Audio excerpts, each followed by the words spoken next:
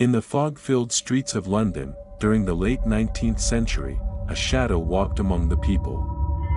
He was not a king, not a soldier, not a man of honor. He was a killer, cold, calculated, and utterly merciless. His name has echoed through history like a ghost, Jack the Ripper. The year was 1888. The setting, Whitechapel, an overcrowded, poverty-stricken district of London. The streets were narrow, the air heavy with smoke, and crime lurked around every corner. But what was about to unfold went beyond theft, beyond violence. It would become one of the most chilling murder mysteries the world has ever known. Women, often poor and vulnerable, became his victims. They were found brutally mutilated, their bodies left in the open as if the killer wanted the world to see his work. Fear gripped London like a vice.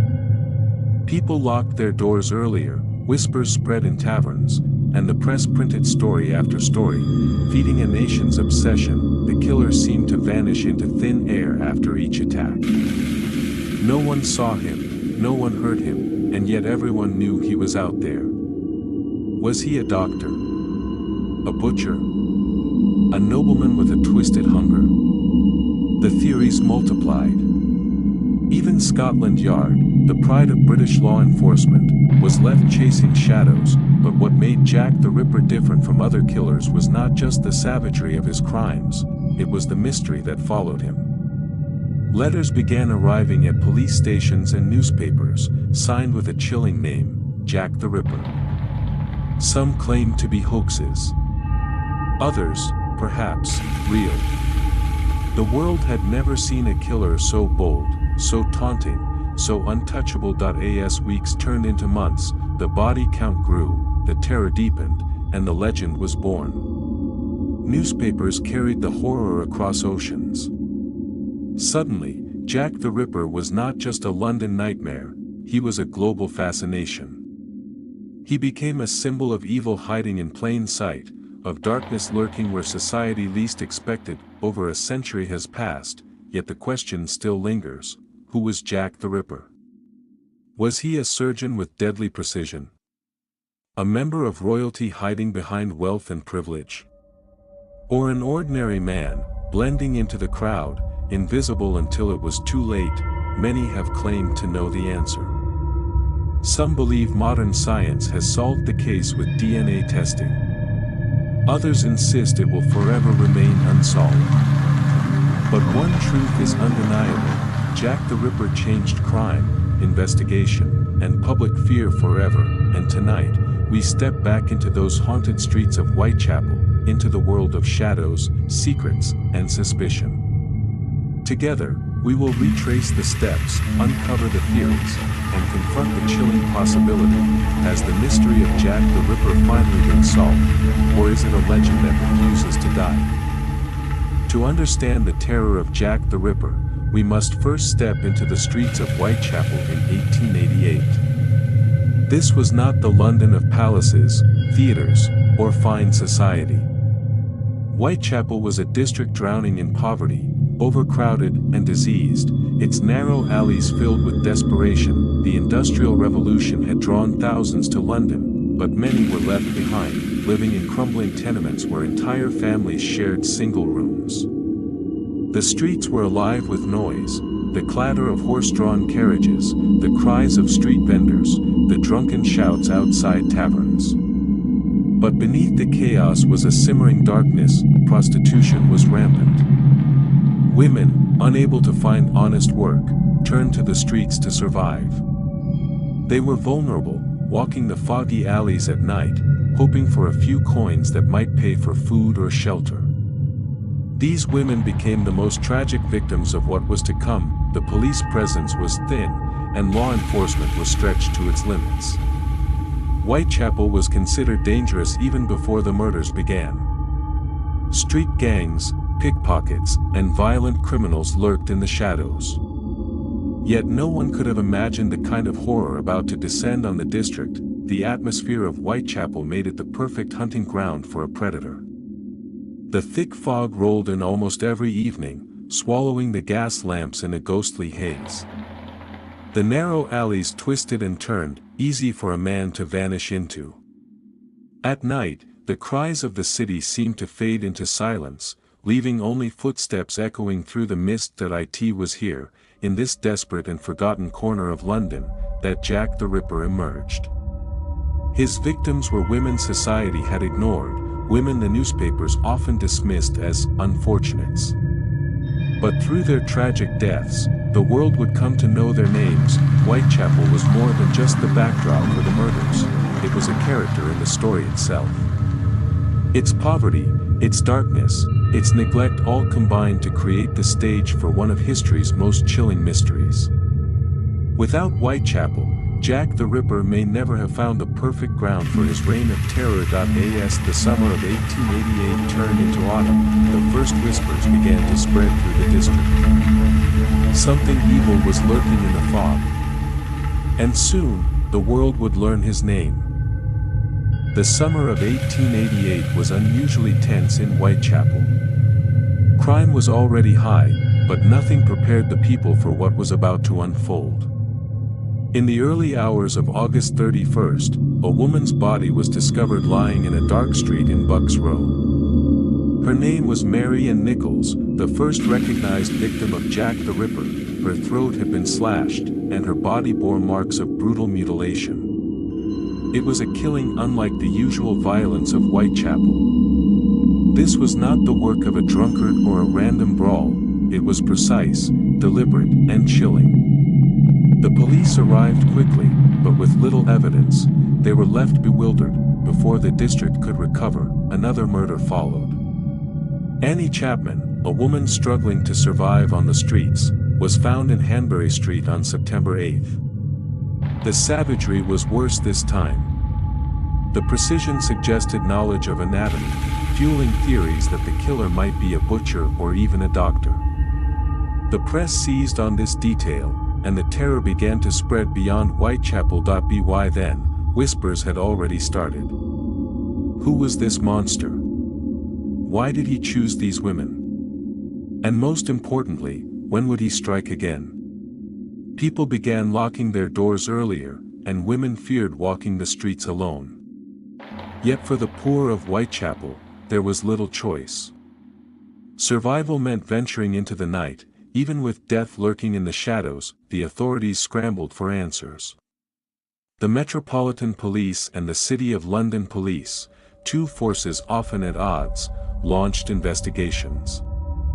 Detectives interviewed witnesses, patrolled the alleys, and followed every rumor. But Jack the Ripper was always one step ahead. The newspapers gave the murders front-page headlines. For the first time, crime reporting was reaching the masses daily, and the public devoured every grisly detail. The killer had not only struck fear into Whitechapel, he had captured the imagination of an entire nation. By September 1888, London was no longer the same. What had begun as isolated killings had now become a serial nightmare. The streets grew quieter, the fog felt thicker, and every shadow seemed to hide a blade. Jack the Ripper had announced his presence. And the fear was only just beginning. As the killings spread panic through London, a new and sinister twist emerged. Letters began arriving at police stations and newspaper offices. They were written in a mocking tone, filled with disturbing details about the murders. And they were signed with a name that would echo through history, Jack the Ripper. The first widely publicized letter came on September 25, 1888. Known as the "Dear Boss" letter, it taunted the authorities for their failure to catch him. The writer promised more bloodshed and described his methods with chilling confidence. The name Jack the Ripper appeared at the bottom, and from that moment, the legend had its title. Soon after, another letter arrived, the infamous "Saucy Jackie" postcard. This one seemed to reference details of the latest murders that hadn't yet been published. Was it truly the killer writing, or a cruel hoaxer trying to stoke the flames of fear? The police weren't sure, but the public was convinced. The Ripper was toying with them. Then came the most horrifying of all, the "From Hell" letter. It was delivered to George Lusk, head of the Whitechapel Vigilance Committee, along with a small box. Inside the box was half of a preserved human kidney. The letter, written in crude handwriting, claimed the organ came from one of the Ripper's victims. The gruesome gift sent shockwaves through London. The authenticity of these letters has been debated for over a century. Some historians believe they were genuine communications from the killer himself. Others argue they were hoaxes created by journalists eager to sell newspapers. But regardless of their origin, the impact was undeniable. The press turned the murders into a national obsession. Readers devoured every new headline, and the letters only heightened the sense of terror. The Ripper wasn't just killing, he was performing for an audience, and the world was watching. For the police, the letters were a nightmare. Every day brought new mail, most of it false, but any one of them could be real. Detectives were left sorting through piles of threats, confessions, and ramblings, desperate for a clue. But the killer always remained in the shadows. With the letters, Jack the Ripper became more than just a murderer. He became a phantom presence, a voice from the darkness, taunting London with every stroke of his pen. On the night of September 30th, 1888, London witnessed what would later be called the double event. For the first time, Jack the Ripper struck not once, but twice in the span of an hour, pushing the city into a frenzy of fear. The first victim was Elizabeth Stride, discovered around 1 a.m. in Dutfield's yard. Her throat had been cut, but unlike the other Ripper victims, her body showed no further mutilations. Some investigators believed the killer had been interrupted before he could finish his grisly work. Witnesses even reported seeing a man with her moments before the murder, but the descriptions were vague, and the fog of Whitechapel swallowed all certainty. Barely an hour later, the Ripper claimed another life. Catherine Eddowes was found in Mitre Square, and this time the mutilations were even more brutal than before. Her throat was slashed, her abdomen ripped open, and parts of her body horrifically removed. The scene was so shocking that even hardened detectives were shaken to their core. As police scoured the area, they found a chilling clue, a blood-stained piece of Catherine Eddowes' apron discarded in a nearby alley. On the wall above it, someone had scrawled a cryptic message in chalk: "The Jews are the men that will not be blamed for nothing." The writing sparked endless speculation.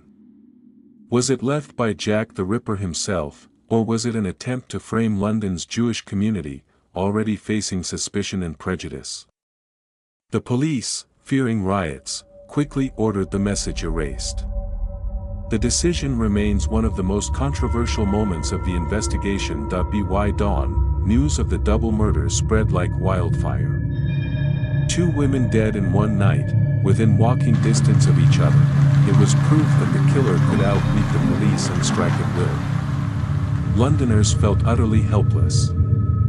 If the Ripper could kill twice in a single evening, who could possibly stop him? The double event cemented Jack the Ripper's reputation as more than a murderer.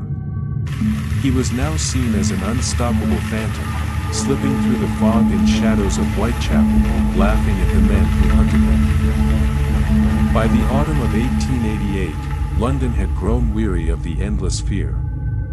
Patrols were increased, the press filled its pages with speculation, and vigilante groups prowled the streets. Yet Jack the Ripper still lurked in the fog. His most horrifying crime was yet to come. On the morning of November 9, 1888, the body of Mary Jane Kelly, a young woman living in Miller's Court, was discovered in her small rented room. She is often regarded as the Ripper's final and most gruesome victim. Unlike the earlier murders, this one did not take place on the street. Mary was killed indoors, giving the murderer privacy and time to unleash the full extent of his brutality. What the detectives found was beyond imagination. Mary Jane Kelly's body was mutilated to such an extreme degree that many of the investigators were traumatized for life.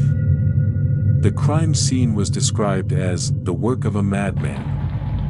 The killer had taken his time, and the savagery suggested that the Ripper's thirst for blood had reached its peak, the discovery shook London to its core.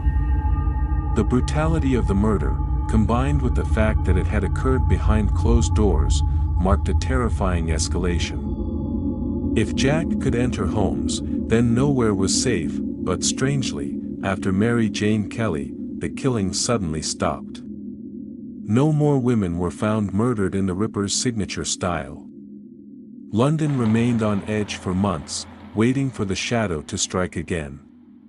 But the phantom had vanished. Why did the murders end so abruptly? Some believed the killer had died, been arrested for another crime, or left London entirely. Others speculated that he had simply satisfied his lust for killing and melted back into the crowd, never to be caught. The murder of Mary Jane Kelly remains one of the most chilling crimes in history, a tragic finale to the Ripper's reign of terror. Her death closed one of the darkest chapters of Victorian London, but the unanswered questions only deepened the mystery. The Ripper was gone, but his legend was only beginning. With the murders stopped but no killer captured, speculation exploded. Everyone wanted to know, who was Jack the Ripper? Over the decades, dozens of suspects have been proposed, each with a story that could fit the phantom of Whitechapel Point. One of the earliest suspects was Montague John Druitt, a barrister and teacher. He took his own life shortly after the last murder, leading some to believe the killings ended because he was the Ripper. Yet there was little hard evidence against him. Another was Aaron Kosminski, a Polish immigrant with documented mental illness who lived in Whitechapel. He was later confined to an asylum, and many detectives at the time believed he was the prime suspect. Modern DNA testing on a shawl supposedly linked to one of the victims has been said to point toward Kosminski, but the evidence remains controversial. Others believed the killer had medical knowledge. Dr. Thomas Neil Cream, a doctor already convicted of poisoning women, was suggested, but he was imprisoned in America during the Ripper murders. Similarly, Sir William Gull, physician to Queen Victoria, was tied to conspiracy theories involving the royal family, though historians dismissed these as unlikely. Some even suspected artists and writers. The painter Walter Sickert was accused by later researchers, who argued his art revealed hidden confessions. Yet no proof has ever been found. Beyond named suspects, there were theories of a butcher, a sailor, or even multiple killers. The mutilation suggested anatomical skill, but the chaos of the crime scenes often pointed to frenzy rather than precision. The truth seemed to shift with every new theory. Part of what fueled the mystery was the lack of forensic science in 1888. No fingerprints, no reliable crime scene preservation, and no modern databases. The Ripper seemed uncatchable not only because of his cunning but because the tools to catch him simply didn't exist. In the end, every suspect came with questions but no answers. Each theory had supporters and critics, but none could close the case with certainty. The Ripper remained, as ever, a shadow, hidden behind the fog of history. More than a century after the Whitechapel murders, Jack the Ripper continues to haunt the world's imagination. But in recent decades, modern science has attempted to pierce the fog that Victorian detectives could not. Could DNA and advanced criminology finally solve the mystery? One of the most famous modern attempts involved a blood-stained shawl said to belong to Catherine Eddowes, one of the Ripper's victims. In 2014, researchers claimed DNA analysis pointed to Aaron Kosminski, the Polish barber and asylum patient long considered a suspect. The announcement made headlines worldwide, sparking hope that the case was finally closed, but soon, critics raised questions. Was the shawl genuinely from the crime scene? Could contamination over 130 years have skewed the results? Some geneticists argued the evidence was too weak to stand as proof.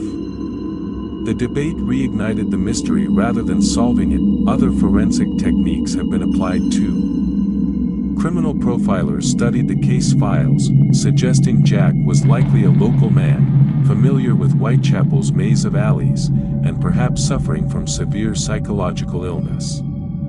Geographic profiling even mapped the locations of the murders, pointing toward a small area where the killer might have lived. Technology has also allowed digital reconstructions of crime scenes and facial composites of suspects. Yet, despite all the science, the conclusion is always the same: Jack the Ripper cannot be identified with certainty. Part of the challenge lies in the historical record itself. Police reports, witness statements, and evidence from 1888 were often inconsistent or lost over time. Without solid physical evidence, modern science can only work with fragments, leaving room for endless debate, and perhaps that is why Jack the Ripper endures. He is not just a historical killer, he has become a legend, an unsolved puzzle that continues to fascinate. The blend of fact, speculation, and horror ensures his place in history is as much myth as reality. Science may narrow the suspects, but the fog of Whitechapel still refuses to clear completely. For now, the Ripper's true identity remains locked in the shadows of the past.